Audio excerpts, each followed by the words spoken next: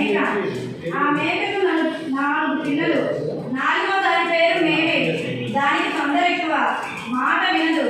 ఒకరోజు మేమేకి ఢిల్లీ రాజును చూడాలని బుద్ధి పుట్టింది. లేడికి లేచిందే పని కదా. అమ్మకు చెప్పింది రాజును చూడడానికి ఢిల్లీ వెళ్తున్నానని.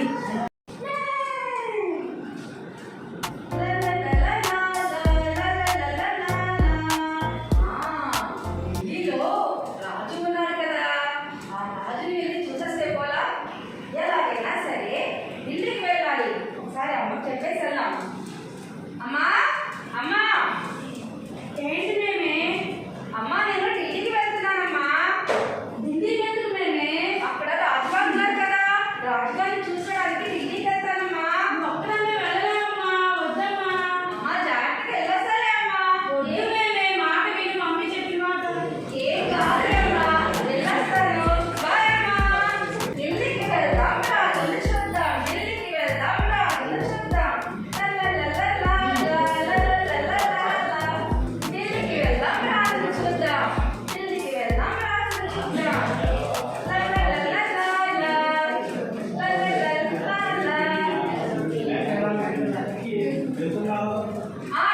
ఏంటి చెప్పు చెప్పు.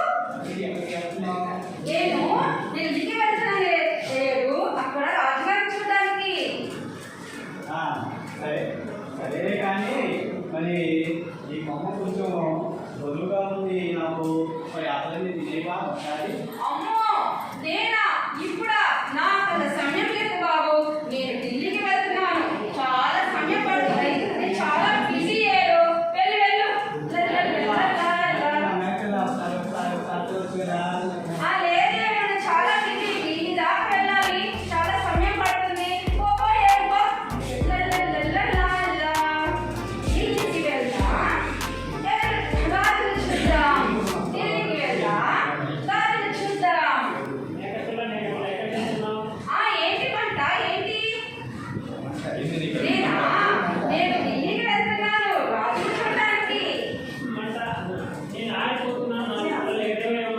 అబ్బో నాకు సమయం లేదు మంట. నేను చాలా బిజీ, చాలా దూరం వెళ్ళాలి. ఢిల్లీ దాకా వెళ్ళాలి. వెళ్ళి వెళ్ళు మంట, నా వల్ల కాదు.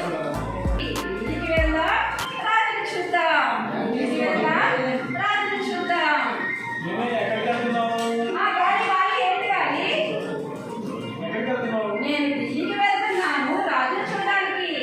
సరేలే కానీ ఫంక్షన్ కొంచెం జరపగా మొదలుకుంటున్నాను. అయినా నేను ఎక్కడికి వెళ్ళాలో నీకు ఎందుకు చెప్పాలి? అదంతా నన్నే అడుగుతున్నాను. నాకేం పని లేదన్నట్టు. ఎక్కడ చెప్పాలి చెప్పు, మీకు అందరికి ఆన్సర్ ఏంటి? అమ్ముడు నేను తీయాలా? నా వల్ల కాదు బాబు. వెళ్ళు వెళ్ళు.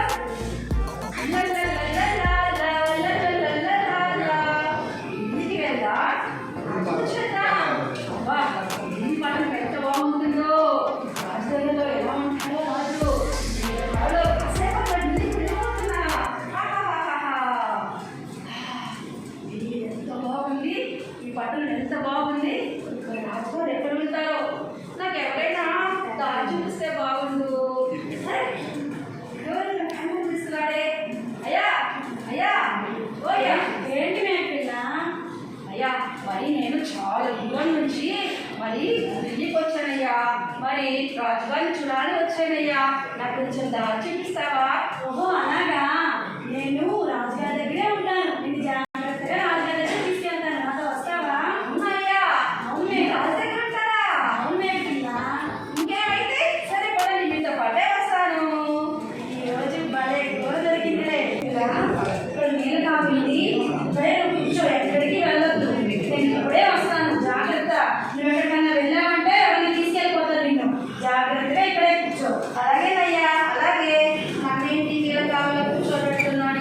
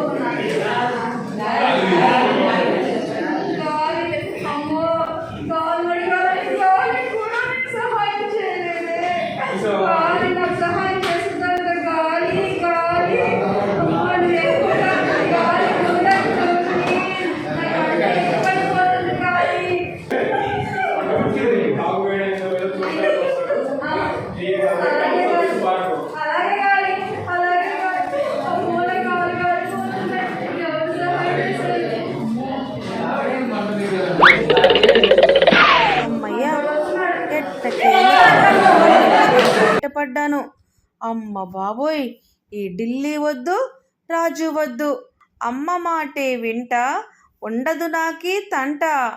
అమ్మో, ఇంకా ఢిల్లీ పేరే ఎత్తను, రాజు చూడ్డానికి వెళ్ళను. అమ్మ మాట వినింటే ఈ తిప్పలన్నీ నాకు ఉండేవి కాదు కదా. ఇకనైనా నాకు బుద్ధి వచ్చింది.